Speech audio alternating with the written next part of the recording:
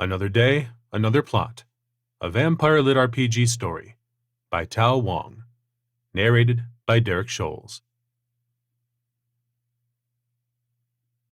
The eastern wind blows in from the bay, bringing with it the chill of the Atlantic Ocean.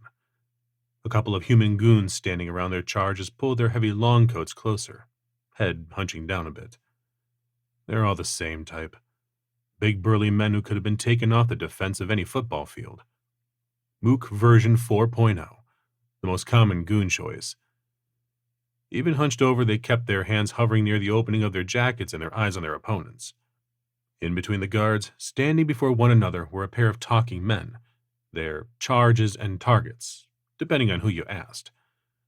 One was dressed in an expensive charcoal gray suit and wing-tipped shoes with a hawkish nose and haughty expression. The other, a scruffy bearded man in biker leathers.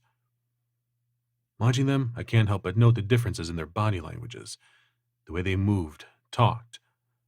The man in biker leathers exudes confidence, his body language open, the weight of his feet spread evenly and centering him.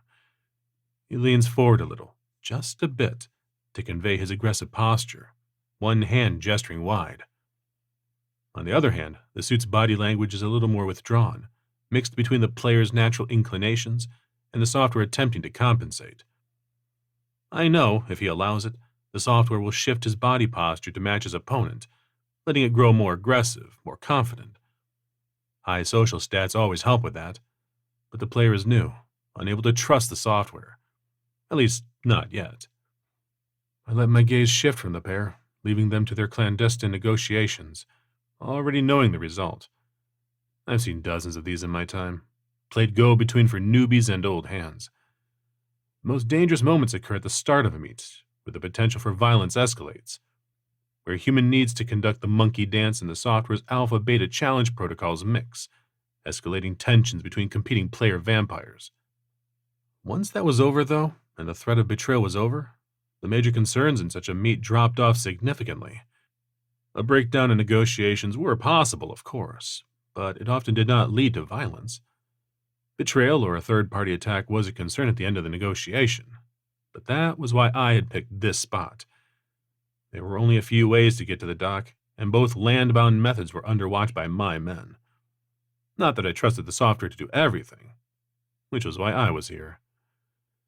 Soon enough, the pair broke off with one final handshake. There was a slight ripple in the air around them as the sound words they directed around their bodies go down, allowing me to hear their conversation in full. Not that there is much left to hear, beyond traditional well wishes and goodbyes. After that, there's a little more posturing, a little more careful negotiation as they leave by their respective modes of transportation, armored limousine and fat bikes respectively. Once they part ways and are on the ground, automated driving software taking over, my job is done. A series of beeps and notifications appear on the minimalistic interface I run, informing me that the user-generated quest is complete, along with a deposit into my account. I then detach myself from the wall that I positioned myself on, ankle-length black leather trench coat flowing around my feet, crisscross tactical gun holsters pulling tight against my avatar's broad chest. In one of the mirrors I carefully positioned around the meat, I catch a glimpse of my avatar's face. Brown hair, coal-black eyes, and an angular nose, and I chuckled darkly. As per government regulations, avatars can only be altered by up to 20% in full immersion dives. More than that, and issues with body dysphoria, body dysmorphia, depersonalization, derealization, and other psychological issues start cropping up at significant levels. Once I've swept the area once again, checking for bugs and any additional complications, I stroll up the road, heading for a small clearing just off the main drag where my guards, Mook version 11, 14, and 18, stand guard over the pair of party crashers I'd found waiting for us beforehand. They're trussed up tight, heavy steel chains wrapped around their bodies, all attached to heavy weights to keep them held down. Blindfolds cover their eyes, sound-dampening headphones over their ears with old-school polka playing non-stop. Torture, but in a nice way. I grin, crouching down before the pair and yank off their blindfolds, long, sharp canine teeth dropping low. Intimidation factor cranked up to 10. I drop my voice lower. Most gamers are into the active skills that Eternal Night offers. Celeritas for speed, Virus for might, Salubr for health and healing. But personally, I prefer the passives. 𝗬𝗏 works on a passive level, giving NPCs and even player-controlled avatars a debuff against keeping information from. I stare deep into their eyes and drop my voice low, my avatar's deep South Devonshire British accent harsher than ever. Let's have a chat now, shall we, gents? One of the things about running a covert and semi-legal operation is the fact that everyone feels they can horn in on your business. And the fact that the Blood Guard, NPC-driven vampire cops, also have player-controlled members, many of whom are just as corrupt as you can imagine, and security for the meets and deals I put together is always a concern. Unfortunately for me, and the mooks, their employer was smart enough to use a cutout. It's a mortal cutout, too, that met them in the middle of the day, and which will be waiting for the phone call of their successful action. All that means is that I can't take action directly, but that's not the end of the world. I set my own people on it, and then plug in the offline goals for my avatar. I do that while we drive back to my residence, preferring to keep in control till I'm secure. You never know when you might get hit, and I'm feeling a little paranoid. I've learned my lesson about letting the AI run my character in ambushes. To keep things fair, and to reduce complaints about AI killing, all AI-run active avatars are set to escape rather than do combat and kill. In the early months, that hadn't been the preset, and the storm of complaints and cheating that resulted from that had gotten quite out of hand. Eventually, Eternal Night updated the AI code, and now, even if you outrank and outblood your attackers, as long as there's a single player-driven avatar in play, the avatars just try to run rather than fight it out. It's not better, but more understandable. It does mean that more than one avatar has had their players wake up, tied up, awaiting advanced interrogation, which has led to some fascinating roleplay scenarios, even if it is highly controversial. Torture of players is always going to be an issue. In such scenarios, the AI takes over most of the running, with players receiving no actual pain from such settings. In fact, you could even log out and die on purpose, although there's a time requirement for all that, unless you preset it in your basic system settings. It gets all kinds of complicated, but players have learned to adapt. Mostly these days, avatars get captured and interrogated, since it's more fun for everyone and lets you roleplay rather than having your target just log off and respawn somewhere else. But I've got no time to play that game, so the moment Johnathan's back in his lair, a very nice condo complex, I make my way up to the penthouse condominium. Turn the lights on, go through the process of changing, turning on the security system, both technical and magical, and then I pull the curtains closed. Once I'm secure, I slip into the extra-large closet, trigger the hidden door, and descend via the concealed shaft to the level beneath the underground parking lot, a level that doesn't exist on any platform. And my real home. Only then do I log out, leaving the AI to take care of the last bits of rest and the other orders when Johnathan has rested enough. In the meantime, I've got things to do in the real world. I yank 𝗂𝗵𝒂𝒃's virtual reality helmet off my head, rotating my neck and shoulders a little as I sit up. One day, I will buy one of those sleeping pods with their full-body sensor suite and virtual reality gel that's all the rage. But the cost of one of those things puts it out of reach for anyone but the ultra-rich. For now, I'll settle for a hot shower after each dive. Peeling myself out of the full-body sensor mesh, I drop it and the gloves aside and walk towards the bathroom. As I do, I catch sight of myself in the mirror and twitch a little at the sudden vertigo. While I kept most of my features, as suggested by the company, there's still some differences. Spending most of every night being another person, someone with longer hair, who is more rugged and muscular, can throw you off, especially when reality is just a little disappointing. Rather than walk onward, I stop in front of the mirror and study myself. Coal black eyes look back at me, much the same as my avatar. Hair not neatly combed into a short ponytail, but just a messy, sweat-matted length since it had been 4 months since I'd cut my hair. Skin actually darker and less scarred than my avatar's. Muscles, well, no need to discuss that. I prod at the pudge around my stomach, seeing a small layer appearing on my meat form. I probably should consider eating a little healthier.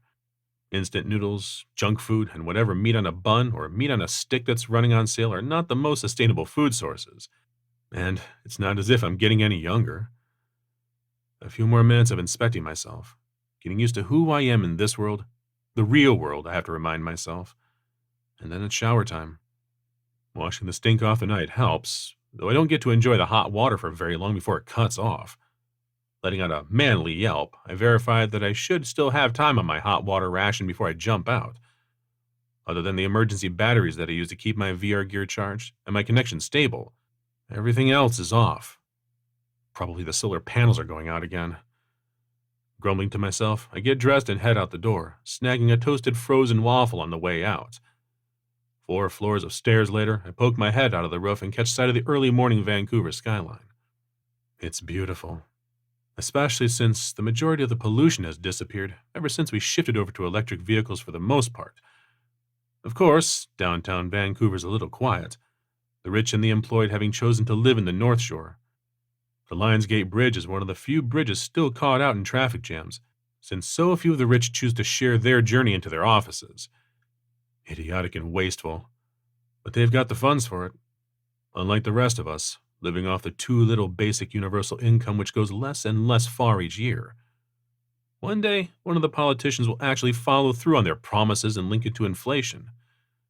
Till then, we make do. I draw a deep breath, enjoying the sparkling waves of the Pacific Ocean on my left and the smell of salt on the air. Then I keep turning, spotting the office towers, half of them empty or converted into residences ever since remote work had become the thing, and see the solar panels covering the rest of the roof. Beneath the panels is warm earth and greenery, all to provide a little insulation and even more variety to our food. Though the argument between the gardeners and the rest of the condo board about use of space is enough to drive one mad. It doesn't take me long to spot Andre, the old electrician bent over the connection between the panels with his toolbox set up beside him. Treading my way to him, carefully, I spot the power boxes pulled apart, peering at the insides with wires everywhere. Down again? I say. Yeah, entire routing assembly is down, Andre says, brushing his hands off. Trying to work around, but... Didn't you do that a week ago? 5 days. I sigh. Ever since we started selling off our electricity to the States, energy prices have shot through the roof. To help offset that, we started using the solar generators to power the building during the day. In theory, we get enough power to run the building, charge the solar batteries for emergencies, and even sell some energy back to the grid. In so doing, we lower the overall bill. Some months in summer we even get a credit, which helps all of us. And considering at least half of the residents in the complex are fully retired, every single dollar counts. How much to change it out? I ask. Depends, but figure between 4 to 6, Andre says. I sigh and nod. Right. Write it down, will you? I gotta head down to the yard anyway. Maybe I can find something. You don't have to. I know, I shrug. I don't, but unlike most of those here, I do have a job. Of sorts. Which means I get to earn more. And, spend it. And losing an entire bank of solar panels would cost us that much in a few months in lost revenue. If we waited for the co-op board to approve the maintenance cost, we'd be waiting at least a month, if not longer. We get away with a ton of things that most other boards wouldn't because we're a full cooperative, but it also means a lot more bureaucracy. Anyway, I'll probably get paid back. Eventually. Well, if you're headed to the yard... I laugh and hold my hand out. In short order, I'm down the street with a long shopping list of things we need from the yard. On the way, I make a mental note to look into food, too. Now, I just have to hope I've got enough 𝗃𝗃 dollars. The only reason I was willing and able to help out as much as I did was because the yard was one of 𝗃𝗃's affiliate companies. By the time I get back hauling the junk I'd found from the yard, having had to fight off a half-dozen other customers in between for my finds, the sun was headed to the horizon and my stomach was growling. I make it to Andre's room with a backpack, drop the entire thing off, and grab the takeout sushi before departing without a word. Got to get to work, and the entire side quest off in the yard had taken more time than I cared for. The good news was that I'd managed to find a couple versions of the panel for Andre. The bad news, both of them were rather broken, so I wasn't sure how useful either was. Then again, Andre was pretty damn good at making do, so hopefully all the stuff I got for him worked. As for myself, I had an in-game threat to deal with. Getting dressed and ready is routine by now. I was one of the pioneers in the game, jumping on it well before the tech and software was all the way ready. Hell, I'd run around on the live beta test, filing enough bug reports that they'd brought me in as one of the player NPCs.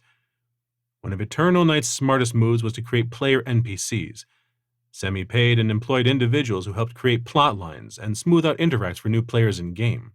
Setting up and sorting the meeting last night was just one of the many things that I did, all in-game and role-played. There were quite a few of us player NPCs. Unlike the fully paid employees of NovaCore, we only got paid based on the number of player plot lines and interactions we helped create. On the other hand, it also meant we were paid directly by players too, whether in-game or in real life. That second option was only available to us legally, and a lot of our transactions were closely monitored, since there was concern of pay-to-win dynamics coming in. All of which is a long way to say, when I log in and view the AI-generated memories of what my avatar had been doing, I was doing so with a careful eye towards how it would disrupt my earnings, and just as importantly, how I could use it to create a new storyline. Because you never know. One of my best paydays was setting up an interlineage fight between 4 groups that got both the Bloods and Fangers involved, all because some idiot new Blood thought he could hone in on my territory. Unfortunately, the memory and information the AI provides me is less than useful. I get a name, but it's not one that I know. My guards also note that they had to rough up the cutout quite badly, leaving him injured and in the hospital. Which means, if the player, and it is certainly a player, that got involved is paying attention or logging in, they'll know I'm chasing them down. Once I get dressed and out of my bunker, the next step is easy enough to work out. While I might be connected, I'm not connected. Not like some others. And if there's a person who might know of a new Blood in play, it's Charlotte Renard. Of course, visiting her means I have to dress up, which is why I make sure to slide on a nice suit beforehand and to pack my other set of clothing into a bag. Because, if I know anything about life in Eternal Night, is that having an extra pair of clothes is never a waste. Not when blood is in the air. Johnathan Masters. She says my name like a purr. Charlotte Renard, gorgeous as always, blonde with curves in all the right places, and with a grace that I know to be natural. Though, I've noticed how much more comfortable she has grown in the years we've known one another with a sex kitten act. Almost as though the system takes cues from us, makes it better, and then we learn from it. And, considering she's a 𝗏𝗏𝗏, the sex kitten and socialite act is perfect. Heck, she has attributes all devoted to it. Charlotte. I take the offered hand and bow over it, making sure not to kiss. My gaze sweeps over the ball, taking in the court dances going on down below. An affectation among certain members of the Blood who feel it plays more into their made-up histories, and the grouped vampires chatting away and plotting while sipping at glasses of blood. A half-dozen plots will be resolved by the end of the night. A dozen more will begin, and countless others will be advanced. Half the game, if not more, for the Bloods happens on nights like this. But, eyeing the numbers below, I can't help but wince internally. Numbers are down. Again. A pleasure to see you, old friend. I'm so glad to see you. There are a few newcomers that I'd love to introduce you to. Charlotte trails off, a smile on her lips as she flicks a glance down into the group below. I follow her gaze, picking out the players, though not entirely sure of which one. I don't put it past her to try to trick me with her gaze either. And me, you. I pause, almost tempted.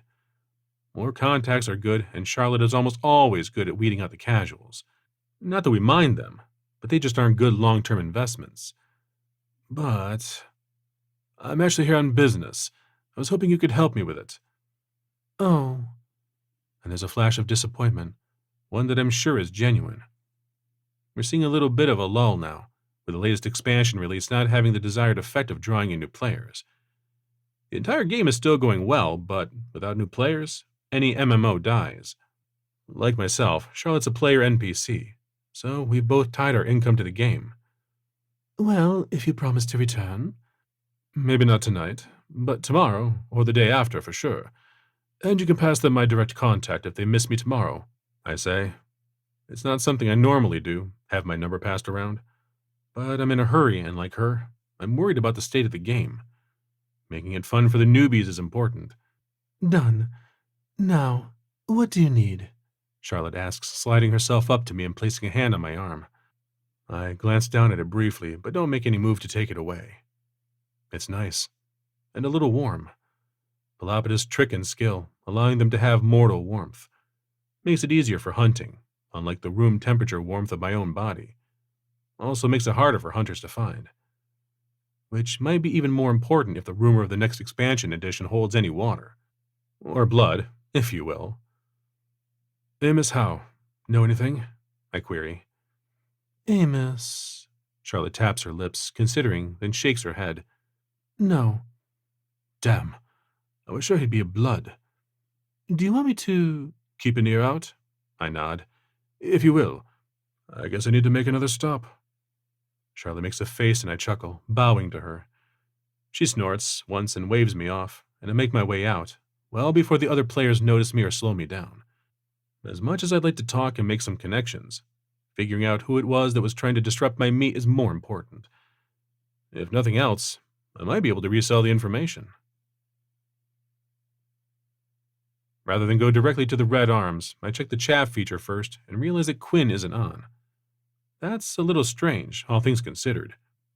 He's another player NPC, and on nearly as often as I or Charlotte. We don't earn anything if we aren't working, and he makes a good chunk of his cash running the arena. Then again, it's not his turn tonight, but still. I shake my head and leave him a message before moving on. I'll owe him for the answer, one way or the other, but in the meantime, I need to figure out what's next. There are a few other options, but eventually, I fall back on Dram. Making my way over to Dram is a little harder than normal. He's a Nosferatu. Yes, just like the old movie. Lore has it that they are Eastern European vampires, coming from a different lineage and thus the different features. Players for Nosferatu are all a little strange, since you have to pass some quite extensive psychological tests to play them.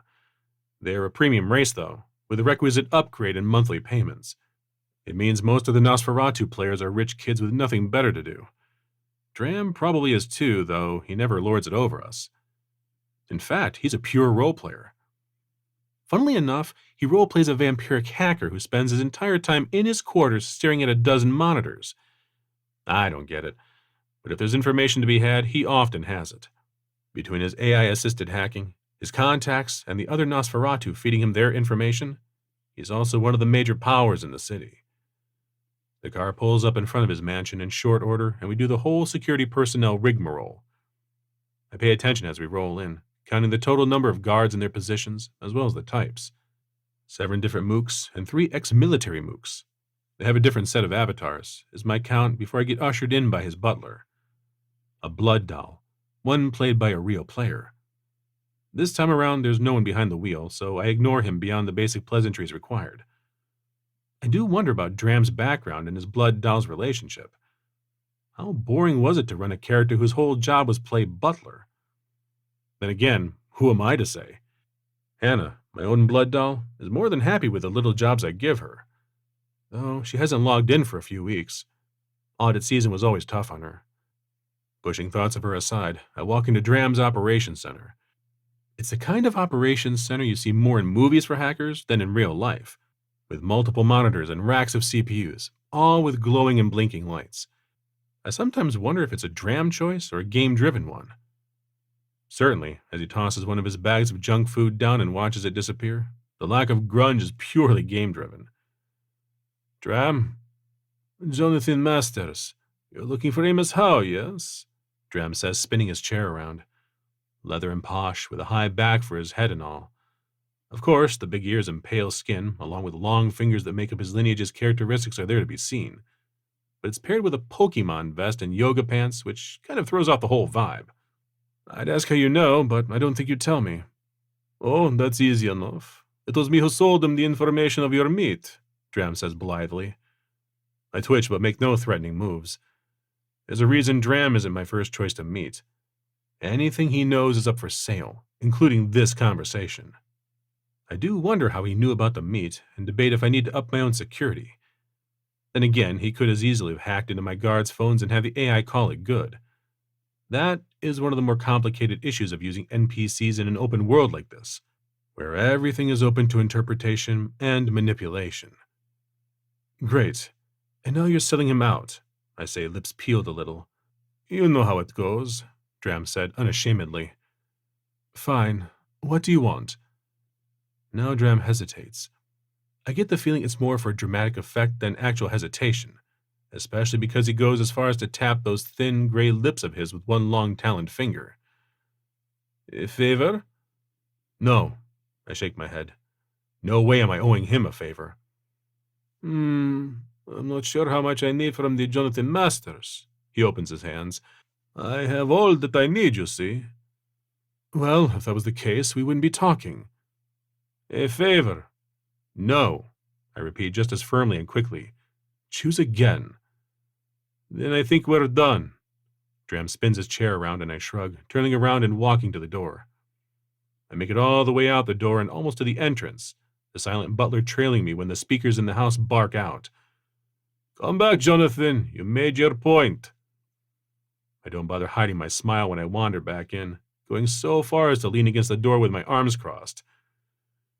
You're a hard negotiator.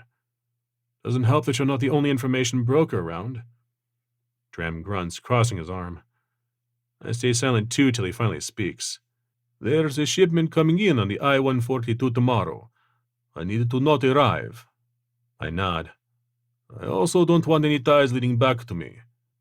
I can keep my mouth shut. I ponder for a second, running through what I need to know. Details of the transport and security. And who is it for? I can't say. Local or national? It's a regional power trying to make some waves. Nothing that will harm your local contacts, 𝗓𝗏 says. The rest of the information I'll send along, but it's nothing you can't handle. I catch the way he says it. Probably going to annoy some of my regional contacts, if they learn it's me. So I'll have to play it careful. Even if they do, everyone gets business is business. Fine. Deal. 𝗓𝗏 spins around and taps a few things on his keyboard. A second later, my phone chimes. I pull it out to see an email from the man, and I can't help but shake my head a little. I could think of other ways this information could be handed to me, but whatever. Thankfully, I do have an encrypted phone and email server. When I look up, I note he hasn't bothered spinning around. I stand there for a few seconds more before I realize he's dismissed me. Rolling my eyes, I walk out, already pulling the information up. Sadly, it takes my phone a while to decrypt the information, which is the game's way of setting up more obstacles in a thieving situation. Whatever. I'll read in the car, then find out who the hell 𝗵𝒔 𝗀 finally is. Fuck me sideways and put a cherry on top. I glare at the phone and the information that I've received, reading over the text once more. I seriously consider asking the driver to turn around so I can go back and kick 𝗓𝗏 up and down his mansion before cooler heads prevail. Firstly, and rather dangerously, 𝗵𝒔 isn't a new blood. He's just new to the city. He's an immigrant, a blood from another city trying to make a name for himself here. Which is all well and good, except the way he's chosen to make a name is by taking my business out and setting himself up as a go-between. Of course, first steps seem to be focused on killing my reputation. If he's an old blood rather than someone new, I'm going to have to change how I deal with him. Older players have more resources, are a lot less likely to be intimidated by me appearing in their bedrooms and then cutting their head off. Oh, they'd be pissed, but they'd be used to it, and just wait for the logout timing to disappear while playing on their alt accounts. And once they were back, things would really heat up. Newbies, well, you could often just skip the cutting the head off part and use both a carrot and stick approach. I'm going to have to consider how to deal with 𝗵𝒔, since killing his avatar is never a permanent solution. Still, 𝗵𝒔's status is not 𝗓𝗏's fault, and not something I'd be upset with him about. What has me angry is the fact that he's got me intercepting a delivery, one that, if I'm reading it right, is paid for by a rival of 𝗵𝒔's. In a roundabout way, it seems I'm going to be helping the damn vampire who is after me. The only good news is that the actual delivery is relatively simple, lacking both extensive security measures and any sensible secrecy precautions. I literally have a dossier on the drivers and the security personnel involved. Now, the only question is what to do. Planning for the heist the next day, along with a visit to Charlotte's gathering, takes up most of the rest of the night. This time around, I spend my time hobnobbing and making contact with a bunch of newbies, including a few that are quite eager to get stuck into things. One of them even makes me think he's more suited for Quinn's crowd than Charlotte's, and I make arrangements to let Quinn know, whenever the damn man makes it back in. Once all that is settled, I actually log out early and get some real rest. While running Eternal Night allows one to sort of rest, it's not the same as real sleep, and it will catch up with you eventually. It's why I have a semi-nocturnal schedule. If I didn't have so many daytime commitments, I probably would go entirely nocturnal like so many of my compatriots. Cleaning up when I wake up is fast, especially since the solar panels aren't fixed yet. Breakfast, on the other hand, is not so easy. When I poke around my empty larder, realizing that the last frozen waffle I ate last night was everything that I had. I grab the cold ginger from last night's sushi and chew on that as I wash the takeout box I'd brought with me and dried it out before dumping it in my backpack. After checking that I've got my reusable bags for shopping, I step out and head to the roof. "Any luck?" I call out to Andre, who looks up from the panels he's got splayed out before him. He's busy taking them apart along with a few other pieces of junk, swapping out parts and soldering in others. Or, at least that's what I figure he's doing. I've only got a passing understanding of what he's up to, mostly from helping the handyman out when I've got nothing better to do. "Always with the Novacore parts," Andre spits to the side. I can only shrug before he continues. "Better if you get others. Theirs are still built to break down, no matter what they tell the government." I grunt in acknowledgement. I have a feeling Andre has a more optimistic view about the kind of parts the rest of the major cores put out, but I don't tell him that. While I wouldn't necessarily call Novacore a megacorp, it's pretty damn close. Ditto the majority of other big companies and their affiliate reward companies. "Whatever, I fix. Maybe less than another 6 months, Andre says. He snorts a little, clearing his throat, and I frown a little worriedly. "You okay?" "Allergies." I stare at Andre, and he waves a screwdriver at me.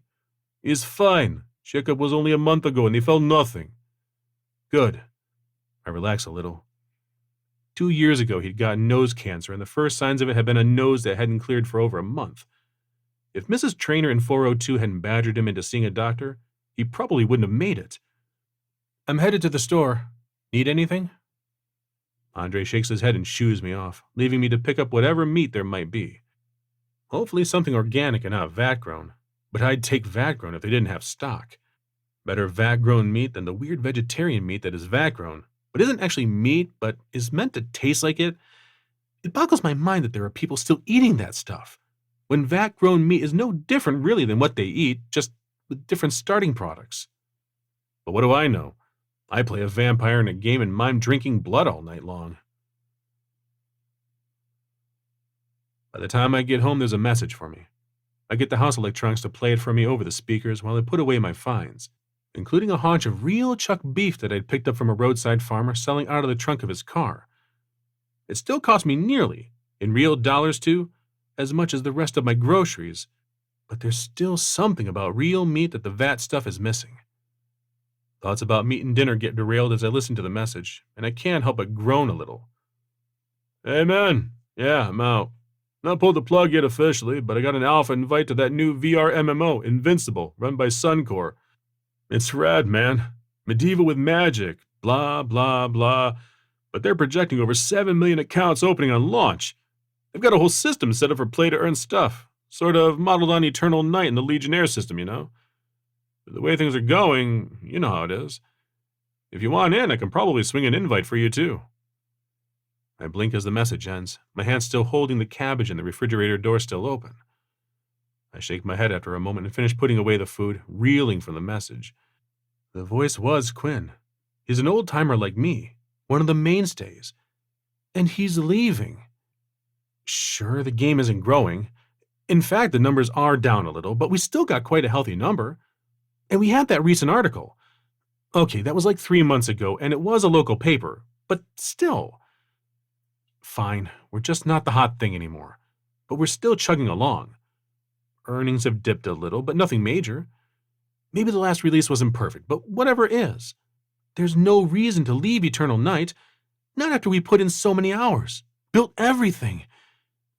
And then again, rebuilding your character, starting from scratch, there's something to be said about that.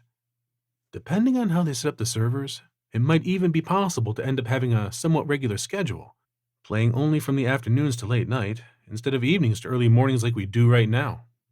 And any medieval world with magic is always hot, if they launch right. And if you get in fast and get lucky, there's a ton you can earn, especially if you figure out a few exploits early on. I'm sure Quinn would let me join their guild, or perhaps if not Quinn, some of my other friends. I blink, realizing I'm considering it. There are risks. Always risks with new games. Yet, for a moment, I can't help but think about what might be, before I shake my head and push it aside. Something to consider when I've done more research. For now, I've got to get logged in to deal with the problem in front of me.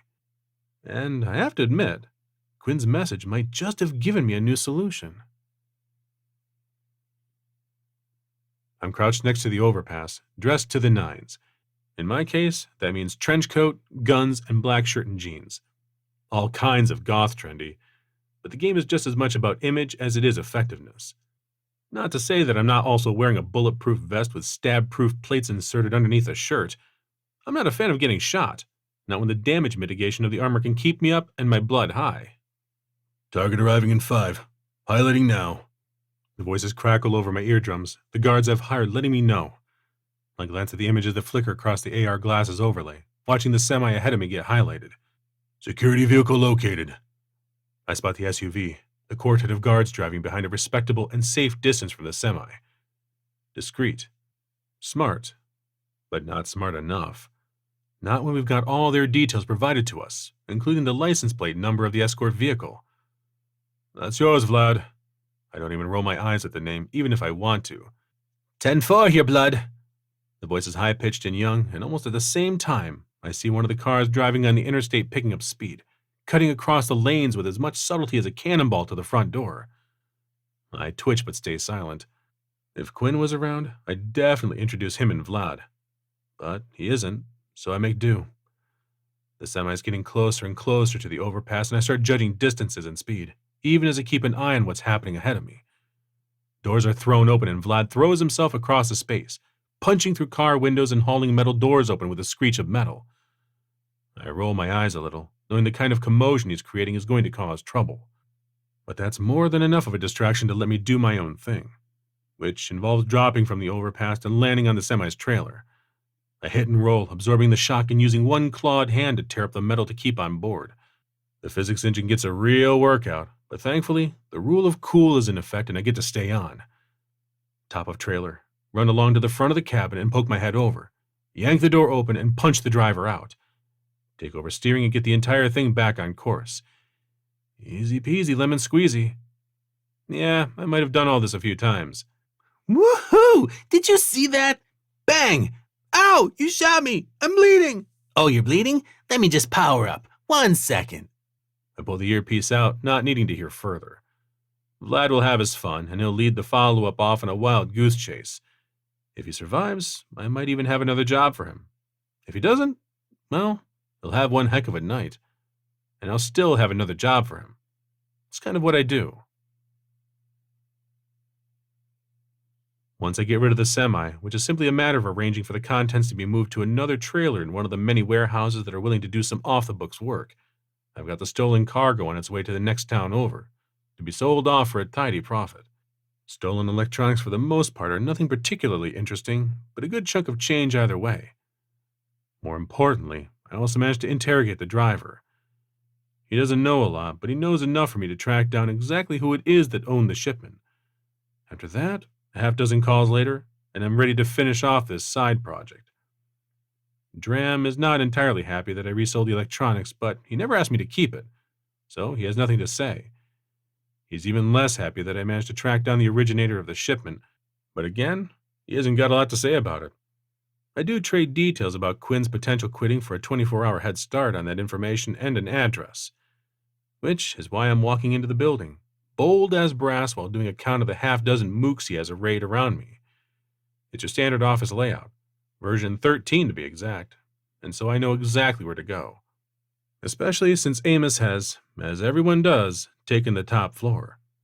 More interestingly, none of his people try to stop me, even when I ignore them and ride the elevator up, going only so far as having 2 of them join me within.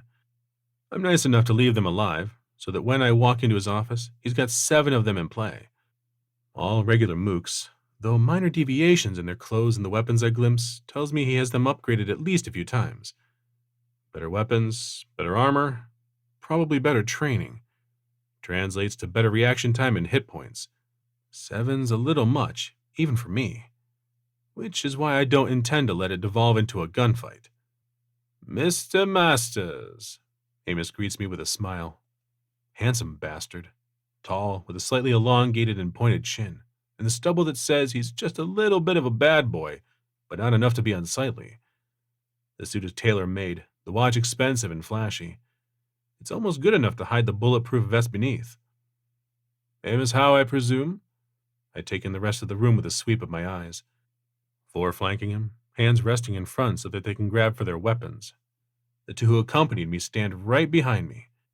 Windows right in front, floor to ceiling so that it shows the beautiful nighttime vista. Minimalistic modern decor, lots of glass and burnished steel, completely at odds with the pair of swords hanging to the side, next to the lounging chairs. I'd assumed you knew that before you barged in. Amos smiles, stepping out from behind the desk and standing there, hands wide. He's taller than me at 6'4". Doesn't say much about his real height, but he's moving with enough confidence that he's either been in game long enough to get used to the height differences, or he really is that tall in real life. Always good to check. I walk over to the lounging chairs, flopping down on one and splaying a little bit. It's arrogant as all hell, especially when I make sure to take up as much space as is comfortable. It also means that the pair of guns I keep holstered are in clear view, as are the custom silver stakes with wood cores right beneath them. Are you here to dust me, then? Amos says, watching me with a predator gaze. The guards tense, their AIs revving up at the mention of violence. Nah, if I intended that, I'd have my man send an RPG through your window while you were sitting there, I casually mention and watch him blanch. He can't help but glance back to the windows, but there's no signs. When he turns back, I keep speaking. No, I'm here to talk. Talk? That isn't the kind of reputation you have. I shrug elaborately and wait. Eventually, Amos comes over and sits down opposite me, and I have to keep my smile to myself. Now, he's dancing to my tune. So, let's start. Why me? I ask. We're in the same business, and I'm looking to expand. The man recovers quickly, being as blunt as I am in his replies. Good. Blunt is good. Hopefully that means he doesn't think he needs to posture any further. And if he does, well, we'll bloody that steak when we have to. One city not enough for you? Things are changing. You've got to grow or die these days. Or haven't you noticed? Amos says, a flicker of the person behind the act showing through. Not really. It ebbs and flows. Smart players learn to ride it out. Except when there's a real tide change. I shrug and reply. How'd you think this would play out? You mess up a few of my plans while keeping your clients in your own city happy? Eventually start coming in with a few other bloods, all of them chirping how much better you are? Something like that, Amos says, hands opening wide. Surprised you're in the city at all, then, instead of coming in later. I slide my gaze over his people once more, making sure no one's doing a thing. Just business. Ah, yes. The usual requirements for establishing influence. I nod. That's one of the reasons why I haven't bothered to expand myself. Each city is its own world, and if you want to make any real changes or be able to exert any real influence, the rules of the game require you to do some of the things in person. Otherwise, it would let some of us older players have way too much power, being able to throw around money and power in cities without giving newer players a way to counteract us, even if that way is throwing themselves in swarms to kill onto our characters. In fact, some of the most fun is when one city or another invades the other, with huge battles raging across the streets. Gang warfare with vampires in play can get a little insane. In fact, a few versions ago, that was part of the main storyline they pushed. Now, tell me, how did you think this visit was going to play out? Amos asks, leaning forward. I notice the way he shifts his body weight, ready to explode out of his seat if necessary. I ignore it, keeping my own weight relaxed and staying in full lounge mode. Thus far, neither one of us has used our gifts, triggering the power of our blood to play against one another. It'd be tricky, especially if I tried to use my influence on him. As another old-school blood, he's got quite a bit of influence in his city, but in this city, he doesn't. Pitching my own gift of command at him, forcing him to take an action I want might work in the short term, but it would be risky. It would also let him know the exact amount of influence I can bring to bear, which would give him information I'd rather keep hidden. It's the same for him. If he tries to command me to do something, he'd have to pitch his social influence against mine. More importantly, command is a short-term solution. He could shake it off within 10 minutes with minimal effort. I'd rather have a long-term solution. I figured I'd stroll in, have a chat with you, and convince you to leave my city alone, or else... I trail off. Or else... I stop playing nice and end you, your minions. My eyes flick to his mooks. Your friends and your influence in your city. Ah, now that's more the Johnathan Masters I was taught to expect. All violence and blood. There's a hint of distaste in his voice, like the violence is beneath him. It is quite straightforward, I shrug. Now, can I perhaps recommend a different job than mine? There's quite a few different roles we need filled. Kind of you to offer, but no. Amos shakes his head in denial. I much prefer being the deal-maker. Deal-maker, I sigh. You're one of those. And what does that mean? Amos demands. Nothing. No, tell me. You obviously have thoughts about this matter. He leans forwards and his minions shift, all of them turning back on again, after the last few exchanges where they had relaxed. It's eerie and weird and all too unnatural, which it obviously is. For all the processing power and programming they have with the varied movements and little ticks, if you spend enough time online, you pick out the little underlying logic. Making connections like we do, playing middleman and problem solver, guide and solution maker. I raise my hands, weighing unseen problems for everyone to watch in a cold, dispassionate office. You get a few kinds, some last longer than others. And deal makers don't, Amos sneers. I might not have been on as long as you, but I am no new blood. No, you're not, and I never said that, I say. Just that certain mindsets bring about certain results. For you, you make deals, bargains that keep you in the middle, like a spider pulling at strings. Putting my hands down, I shift forward. I do so casually, keeping my hands well in sight. Putting more weight forward, but not uncrossing a leg, making sure not to trigger the 𝗬𝗁's threat algorithms further. In fact, one of you guys actually said that to me before, described himself as a spider, pulling at strings of people, weaving intricate, important, elaborate traps. A spider, a rather mundane description, Amos sniffs, but you don't care for it. Not particularly, I shake my head. So, no chance of you choosing otherwise or leaving the city? None. He tenses, his hand moving a little to gesture to his people who all shift, some going so far as to put their hands into their jacket. The harsh light of the fluorescent bulbs glints off the chrome metal of the surroundings, and the tension ratchets up. I nod. Amos twitches a little, almost in anticipation of me making a move. But I don't. I just sit there entirely still. His people are uncertain, poised to move but not receiving the signal to do so. We're in a stalemate, neither making a move. He's concerned about his influence, his prestige. Acting first will lower it, make it harder for him to establish himself in the city.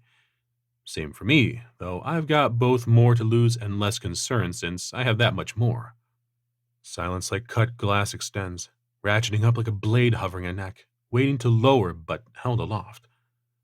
Amos shifts, his eyes darting from me around the room after a few seconds, unable to just sit. I keep my own attention fixed on him, but keep my eyes relaxed, letting peripheral vision do all the work. Eventually he breaks. Is that it? Threats but no actual action? I grin and stand. The movement is fast and smooth, graceful even. Guns swing out, but still the 𝗬𝗁's don't fire. I'm a little sad, since that means he's got their threat algorithms locked down hard. You don't get that same level of control with your standard mooks, but as I noted before, he'd upgraded them. 𝗕𝗄𝒻, on the other hand, is sprawled back, having jerked himself away only to realize I'm not attacking. I'm a little surprised his reactions are that bad. Most long-term players have pretty damn decent combat instincts, but he's closer to what I'd call a mundane. While he splutters and tries to grab control, I just walk towards the elevator. As much as I swagger over to the elevator, affecting an unconcerned attitude, this is the most dangerous moment. If he chooses to have his people shoot me in the back, it would be painful, potentially lethal if I don't catch it in time. I can't even activate any gifts because anything but social gifts would trigger combat protocols and lose me the influence standoff.